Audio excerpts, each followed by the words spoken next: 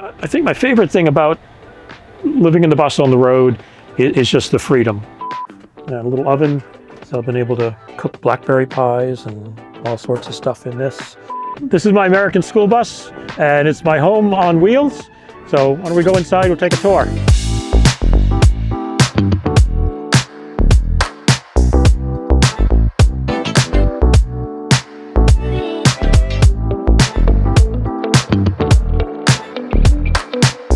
Alright guys, welcome back to another video. Today we're meeting up with Dave, who's come all the way from the US and is living here in his American school bus. It's a really cool and practical conversion, so definitely stick around to see the full tour. And let us know in the comments what you think of the video, and if you want to see more like this, then make sure you're subscribed. Back to it.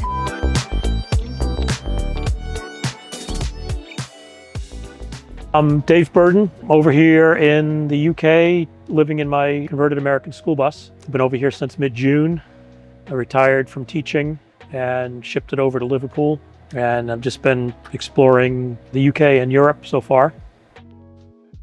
We bought the bus in 2018 and had a house and everything. Bought the bus initially to work with my son with his rally team. When he rallied, we could go service or tow the rally car to it and service out of the back, and then also be able to use it on the weekends to go camping and stuff. Then through a few life events over the past 3 or 4 years, ended up on my own. And last summer 23, spent a lot of time up in Canada with the bus, met some friends up there, did a lot of van meets, and there were some couples that had shipped their big overlander rigs over from Germany and Switzerland.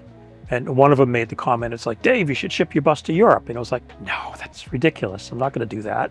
And last November, so just about a year ago, I was heading out to Niagara Falls and coming back over Thanksgiving weekend, just sort of contemplating my future.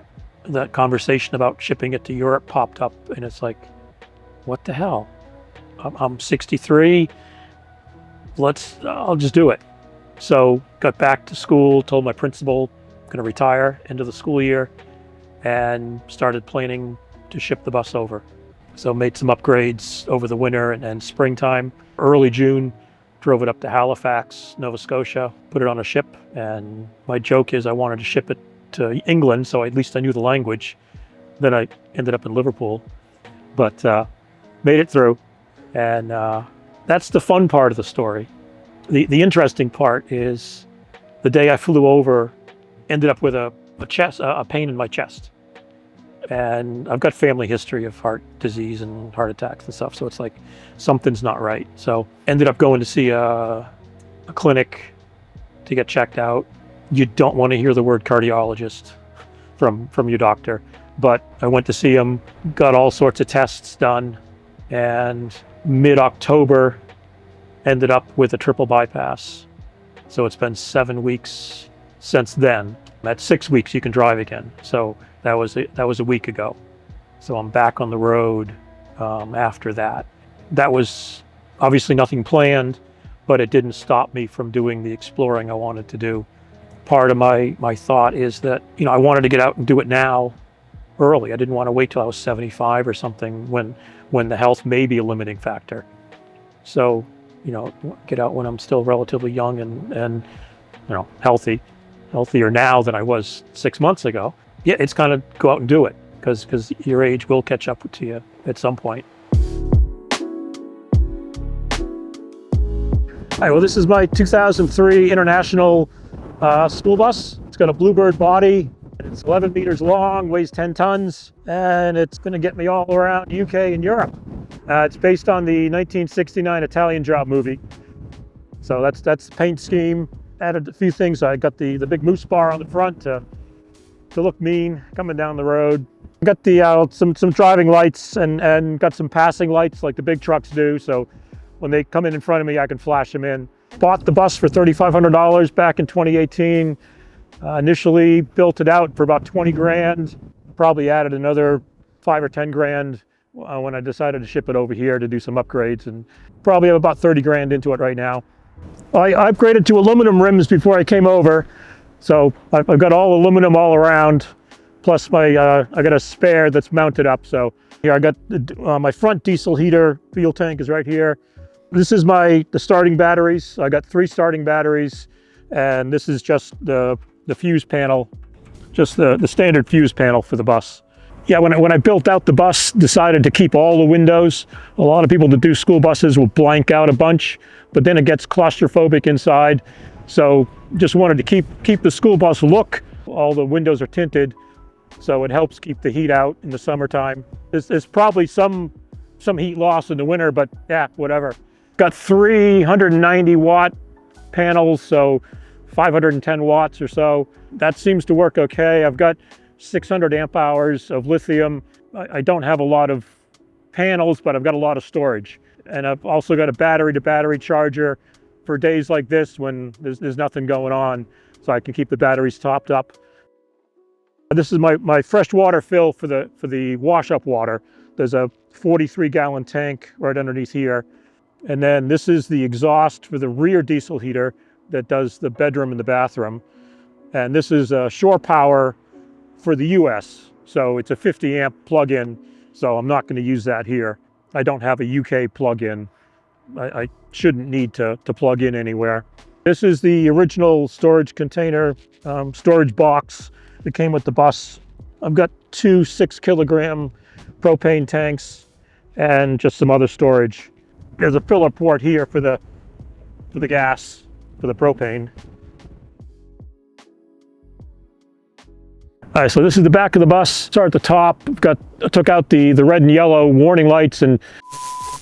All right guys, so this channel wouldn't be possible without the support of our sponsors. And today, that's Sue-Ray. And these are the Sue-Ray Beyond 10x42 binoculars. If you love nature and the outdoors as much as we do, then these binoculars let you truly appreciate your surroundings, whether that's landscapes, wildlife, or even the stars. These have an ultra-hard, scratch-resistant coating, and with a 10 times magnification and crystal-clear optics, they reduce chromatic aberration and deliver sharp, detailed views even in challenging lighting. So these are perfect for anything from bird watching to stargazing, or even taken to concerts and sporting events. And also, the fully multi-coated lenses ensure 92.5% light transmission, so you don't miss a thing day or night. They're lightweight, compact and versatile, and there's multiple ways to mount them, like on a tripod or on a car window installation for strain-free use. And don't worry about the weather. These binoculars are IPX7 rated, waterproof, anti-fog and built to handle tough conditions. So if you're after high-performance binoculars for your adventures, whether you're a beginner or a pro, the Sue-Ray 10x42 binoculars are a game changer. So check them out using the link down below in our description. And with that, thanks to Sue-Ray for sponsoring the video. Back to it. All right, so this is the back of the bus. Start at the top. I took out the red and yellow warning lights, and 2 of them are wired in for backup lights, and 2 are wired in for spotlights. Got a backup camera that's on all the time when I'm driving, so I can have a rearview mirror. Otherwise, I can't see what's behind me. So in the back is the fun part. I've got a 2023 Honda Monkey, and there's a wheelchair lift on the side, so it goes out on the wheelchair lift. And it's also a full workshop. I've got grinding wheel, a little wash-up sink, all my tools, spare parts, and underneath, can't really see it, but it goes under the bunk that we'll see in a minute, and there's a spare tire underneath there with other storage. So this is just my workshop. So if I need to fix anything or build something or whatever, I've got all the storage back here. Yeah, again, this was based on servicing a rally car, so we needed the space to do that. It used to be twice as big, but I took over half of it to make a bedroom. So this is completely big enough for what I need. So with the motorcycle, obviously the bus is difficult to park sometimes, so I can park it outside of a city and drop the bike out and then go shopping or whatever I need to do with the motorcycle. When I was up in Switzerland on the south side of the Goddard Tunnel, I was able to take the motorcycle up some of the mountain roads that obviously I couldn't get the bus up. So it's not only just for going to do laundry or grocery shopping, it's to go do that fun exploring that you just can't do with a big rig like this. So it's making life a lot more fun having a little bike like that. So the wheelchair lift just opens up here, and then it drops down and the bike comes out on the lift. So there's not much on this side. I added these two storage boxes. So they're just metal storage boxes that go underneath here. So I've just got more miscellaneous parts and stuff down there.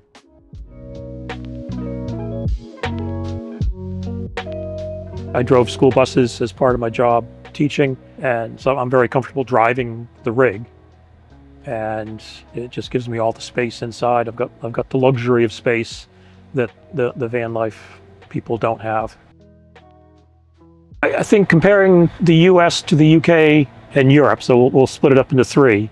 In the US, being able to park at the big box stores, Home Depot, Tractor Supply, Walmart, whatever, those are much more popular. The rest areas, national parks, so it's much easier in the US to find a spot to park.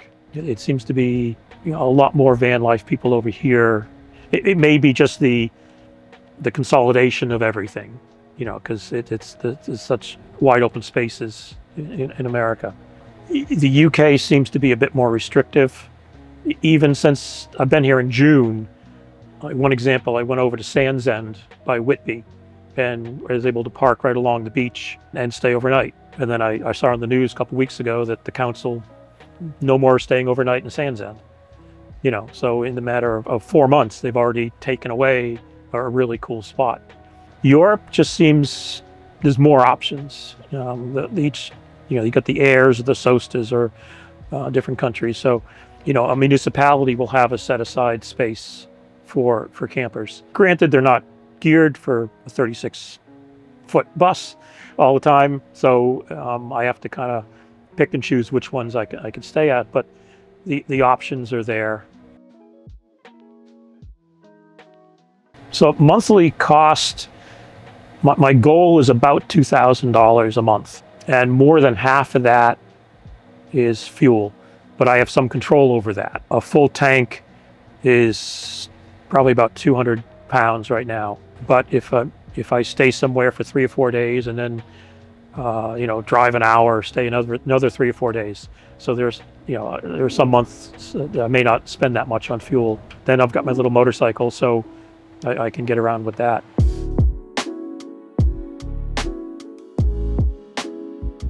This is my American school bus, and it's my home on wheels. So why don't we go inside, we'll take a tour. All right, so this is the cockpit. I've got it set up just the way I like it.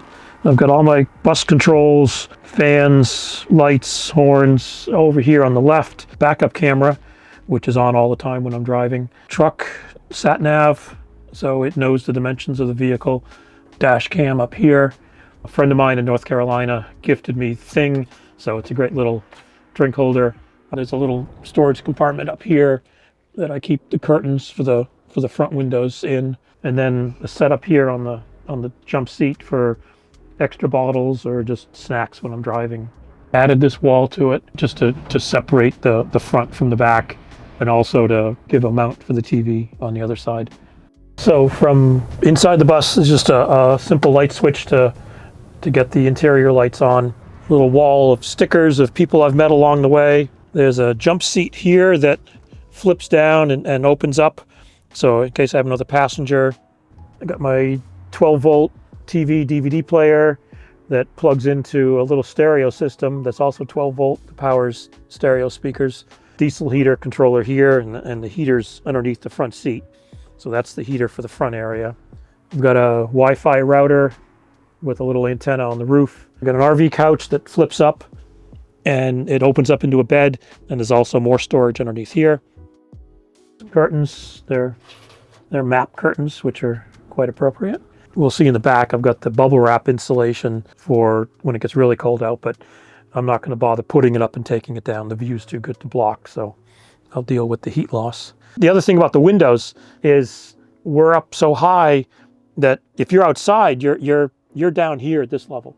So it's not like people outside can just look inside. They're looking up and we're looking down. Even having all the windows, you don't feel like you're being looked at by everybody. So again, the couch is like my living area. Got this little flip-up table for eating or working on my computer.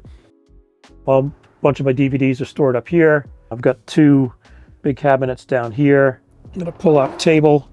This is the standard emergency hatch. You can open it up like an air scoop to suck air in, or open up the back to pull air out. Got a gas cooker, 2-burner stove, and a little oven. So I've been able to cook blackberry pies and all sorts of stuff in this. Not the best cook in the world, but I keep myself fed. Got a switch here for the water pump.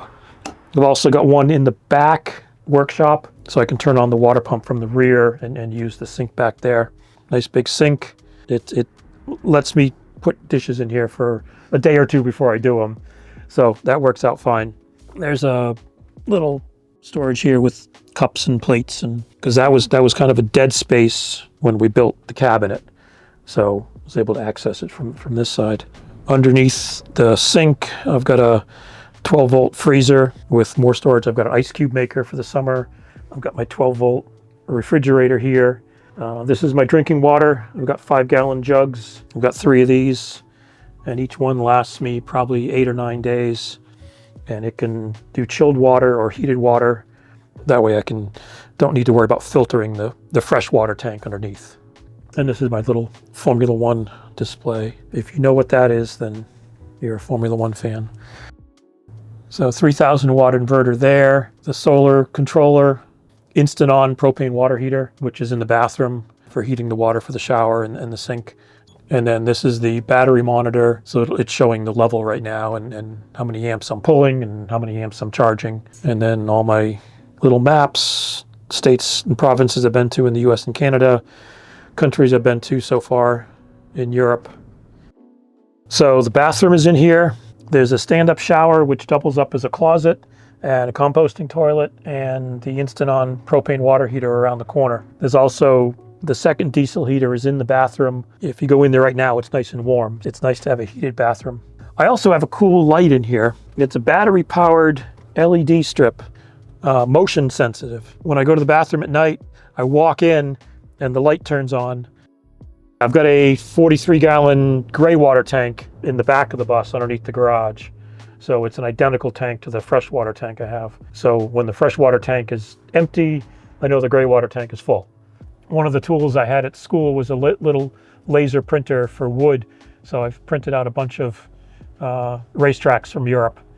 So as I hit the different racetracks, I'll fill them in just like I do with the countries. All right, so this is my bedroom. I did have an upper bunk, but I decided I didn't need the upper one. It was a bit too claustrophobic and limited my room. So I took the upper bunk out and just made 2 shelves. But I can rotate the head either side depending on which way the bus is leaning, and gives me full access to the escape hatch in the back. I've got some boxes that I've cut in half for clothes storage in here as well. All the electrical components are in here because, again, originally this was part of the garage. So I've got all my wiring back here. And this is a full window into the garage. And instead of having a curtain, I just put hooks and hang all my shirts. I've got another 12-volt TV, DVD player back here. I've set up each end of the bed with 12-volt chargers and lights and fans. So depending on which way I'm laying, I can charge my phones, have lights, and have fans. At night, I've got a curtain I can hang across here, so I can keep the heat back in just in the bedroom area instead of trying to heat the whole bus. Living on the road is you need to be comfortable with yourself, and there's a difference between being alone and being lonely. So I'm alone a lot, but I'm not lonely. So you just got to be comfortable with yourself, and then you'll be fine.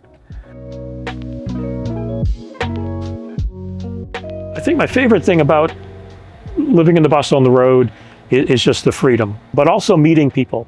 Because everywhere I go, it's always I meet somebody, and then they give me ideas of where to go next. And then I'll go there, and then I'll meet someone there.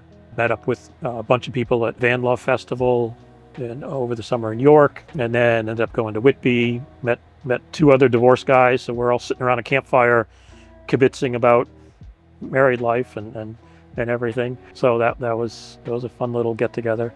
Yeah, it's just meeting up with people and just exploring is the fun part about this. Least favorite is chasing water right now. It's dumping the gray water. Getting water for the wash-up water is pretty easy because I don't really care what quality it is. The drinking water, I've got to make sure it's potable. So whether that's buying it at a store or getting a clean drinking supply. But I can be on the road for 8 or 9 days with what I have on board. It's just, that's always in the back of your mind. It's like, okay, I got 4 more days, I got 3 more days, and then I got to find some place to get water. Parking the bus sometimes is an issue, but if there's 10 possible spots, 3 of them will work. So I'll always be able to find a spot. Service areas at the very least, or lay-bys. And like I said, I've got my little motorcycle that I can park the bus and I can take the bike into town. So obviously in weather like this, it's not the best option, but that gives me a bit more flexibility. If you're thinking about it, you got to do it because you're going to regret not doing it. Even if it doesn't work out, there's somebody out there that'll want to buy your van, or go back to a house and explore on weekends or something. So you haven't lost anything if you try it. I just jumped in with both feet, even with the heart issue. It's like, no, I'm not going to let that stop me. Just keep going. And even though I had to, sit still for 2 months, I'm back on the road now. So I'm just going to forge forward. I'm not sure why I'm heading to Scotland in the winter time, but that's another issue because my initial plan was to head south and stay in the warm weather. But this is an adventure. Everything's an adventure. I don't know when I'm going to go back to the States. There's a lot to explore over here. So it could be 2 years, could be 5 years, could be 10 years. I don't know. Once I get done with Europe, if that's ever a thing, maybe ship it to Australia and explore Australia and then come back the other way, come up through South America or something. There's a lot to explore in the UK and Europe, so I'm just going to focus on that for now. And when I go back to the US, my plan is to continue doing this lifestyle because there's a lot to explore over there too. I've done the East Coast down to Georgia, up to Chicago and all of that. So it's doable there as well. Hope you guys enjoyed the tour of the bus, and you can follow me on YouTube and Instagram, London to Turin. So London, then the number 2 Turin. There'll be a link, you can follow me there. So thanks for following along, guys.